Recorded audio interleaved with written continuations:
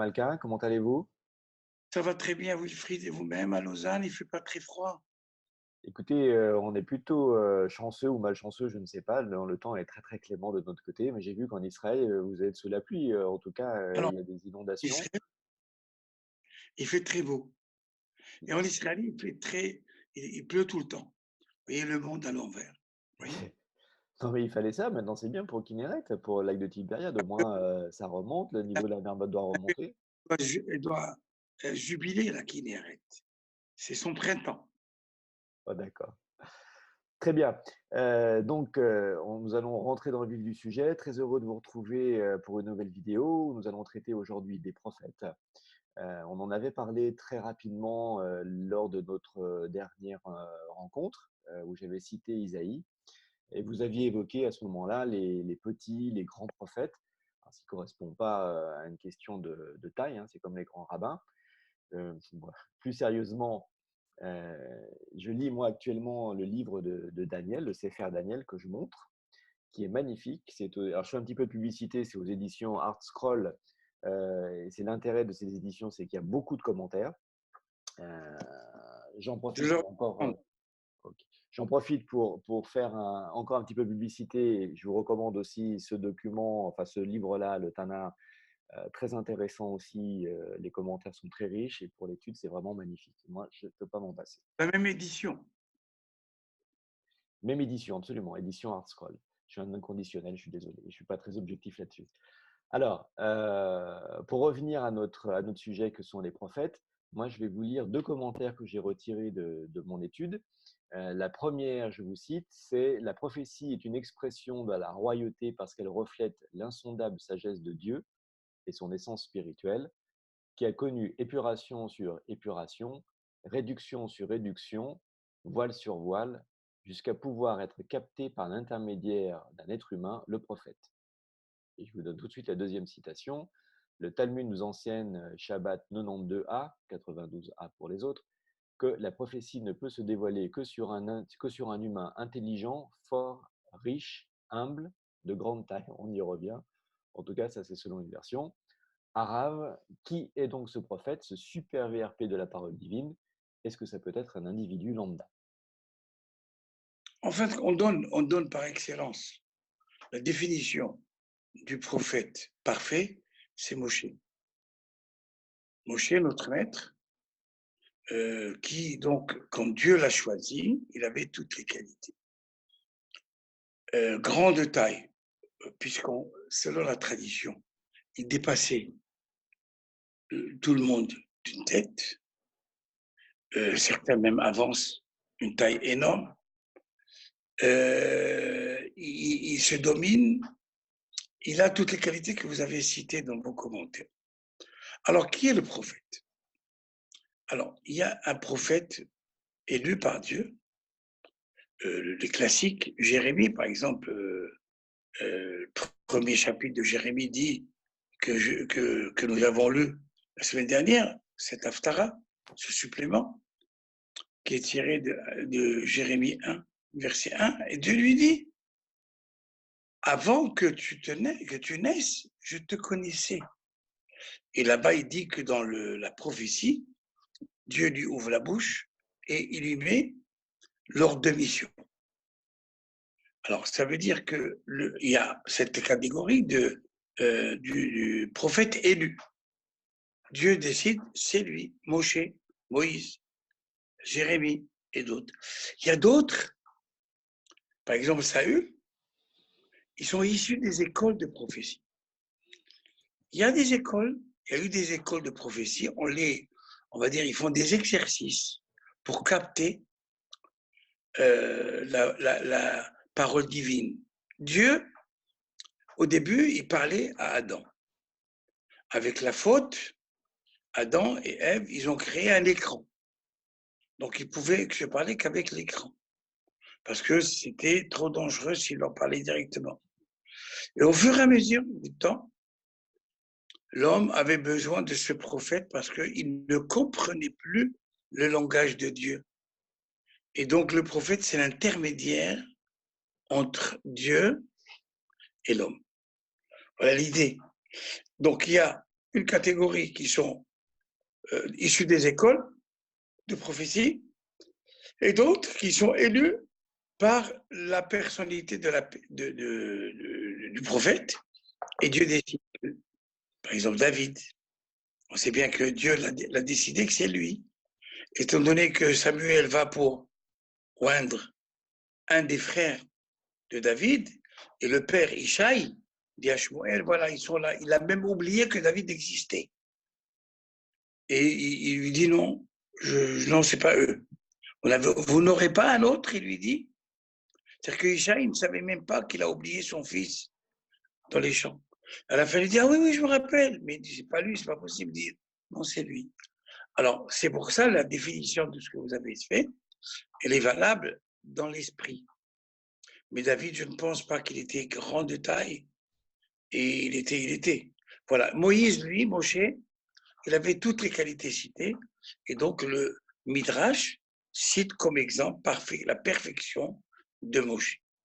Voilà. Donc, le David, celui qui va dire l'avenir, il était élu, était choisi, mais il n'avait pas une vie facile.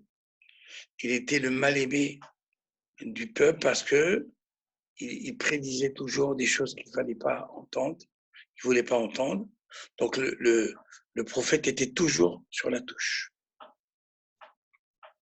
Merci, monsieur le rabbin. Autre question, et je démarre sur une citation aussi que je vous lis.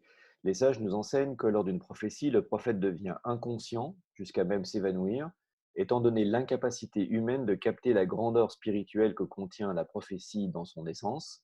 Ce phénomène était vrai pour presque tous les prophètes. Là, vous l'avez cité. Une des exceptions est Moïse, le plus grand des prophètes et leur maître, avec qui Dieu parlait comme à son prochain. Donc ça, c'était entre Dieu et Moïse. Donc, ma question, si la prophétie est de l'ordre du divin et que le prophète devient inconscient, comment fait-il pour prophétiser? Comment ça se passe? Quelle est la mécanique de la transmission?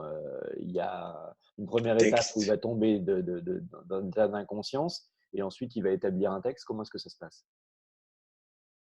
Alors, je ne sais pas si nos auditeurs, nos internautes imaginent quelqu'un qui a donc cette maladie où on perd tous les moyens. La même chose, c'est par ici, c'est impressionnant de voir une personne qui tombe dans l'inconscience. Le prophète, quand Dieu lui parlait, il était pris de convulsions. Et exactement comme quand quelqu'un est en crise. On voit la figure et tout se transformer, tout le temps que Dieu lui transmettait, donc l'ordre de mission, la mission. Et après, quand il a terminé d'être connecté, il lui fallait du temps pour reprendre ses esprits. Et après cela, donc il fallait qu'il se rappelle pour mettre de côté tout ce qui n'est pas pour le peuple. Il devait juste se concentrer sur les paroles de la mission. Et la grandeur du prophète, comme à l'époque le grand prêtre, il devait interpréter les Urim et Tumim, le pectoral. Et bien le prophète, la même chose, il doit interpréter les missions que Dieu lui confiait pour transmettre au peuple. Donc c'est pour ça que c'est un homme qui avait sans doute des maladies. Et encore une fois, avant la connexion, pendant la connexion, après la connexion, c'était un homme qui était vraiment très, très éprouvé.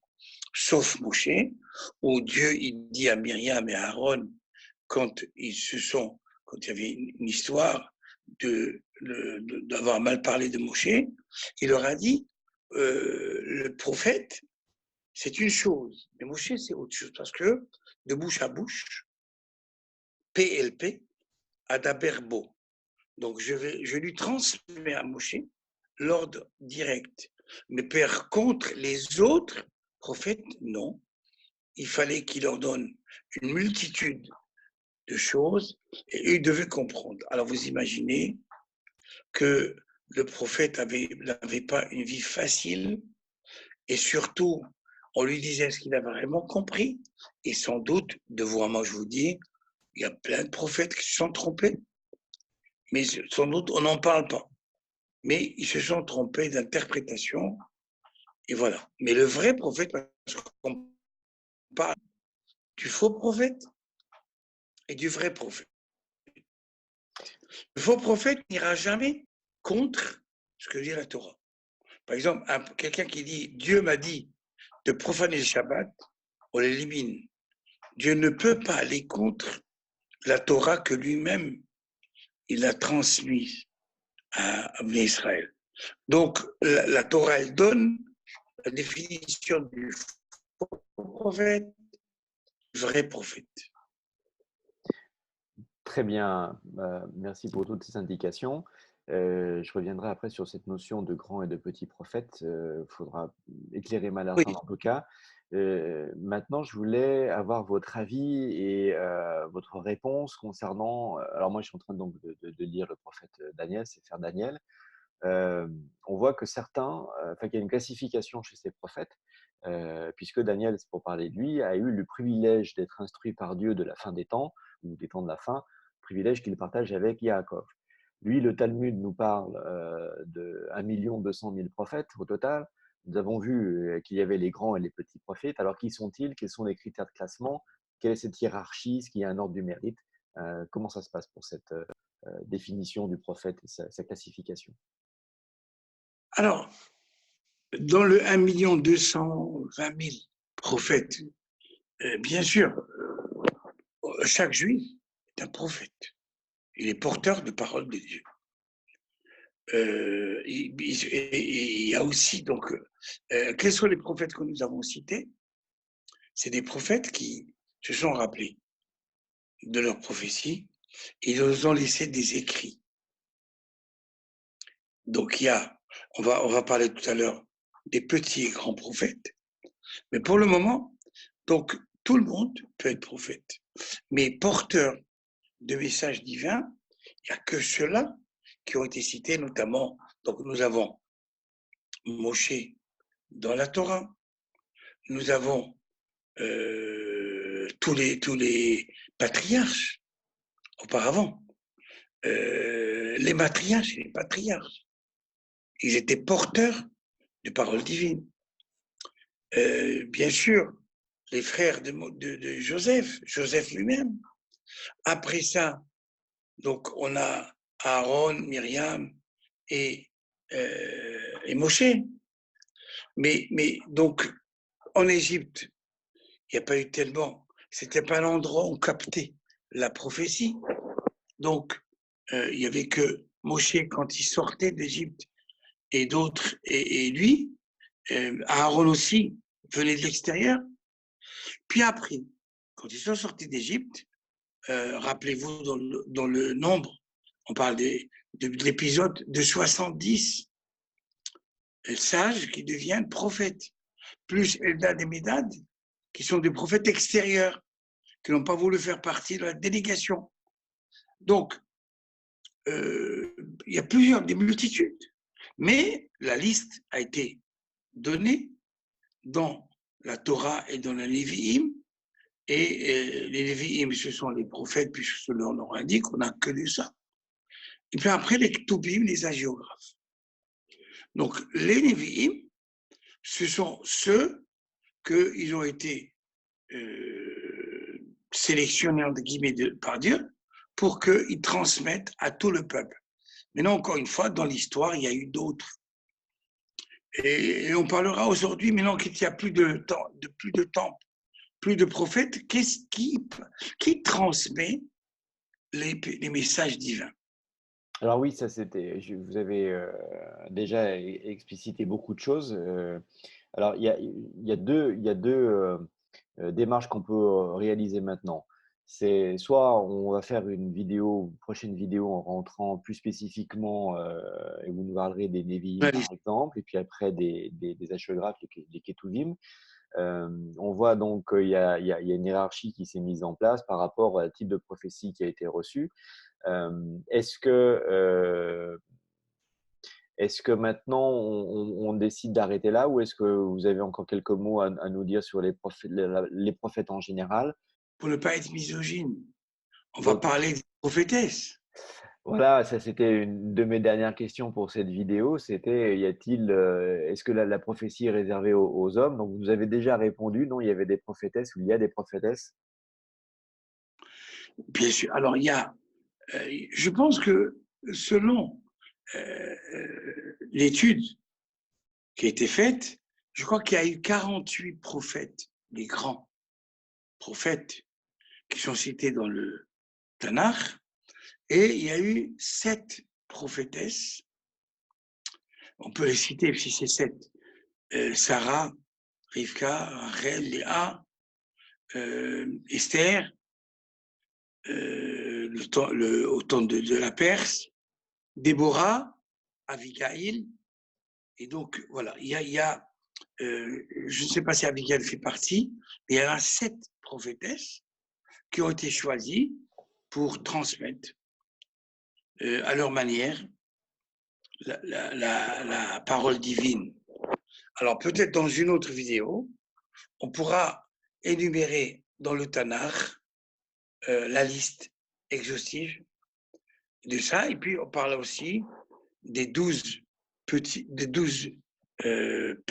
prophètes, on va dire, et plus les hagiographes. Donc ça, on peut le faire dans une autre vidéo. C'est noté. Merci beaucoup. Nous arrêtons là pour aujourd'hui et on va préparer, en tout cas moi je vais préparer mes questions pour la prochaine vidéo et notre prochaine intervention. Et il faut profiter encore de l'hiver. Parce que bientôt, tout Bishvat, selon le calendrier juif, dans 15 jours à peu près, nous rentrons dans la fête, on va rentrer dans la fête du Nouvel An des arbres. Ça, on peut le faire dans une autre vidéo pour parler un petit peu donc du printemps, selon la tradition juive, qui tombe toujours en plein hiver. Alors je vous propose de finir l'hiver avec les prophètes et d'être prêt pour d'ici 15 jours à aborder dans une prochaine vidéo, donc tout Bishvat, les prochaines journées, les prochaines semaines vont donc être chargées. Bien sûr, avec plaisir, Wilfried. Le bonjour à Lausanne. Merci, à bientôt, au revoir à tous.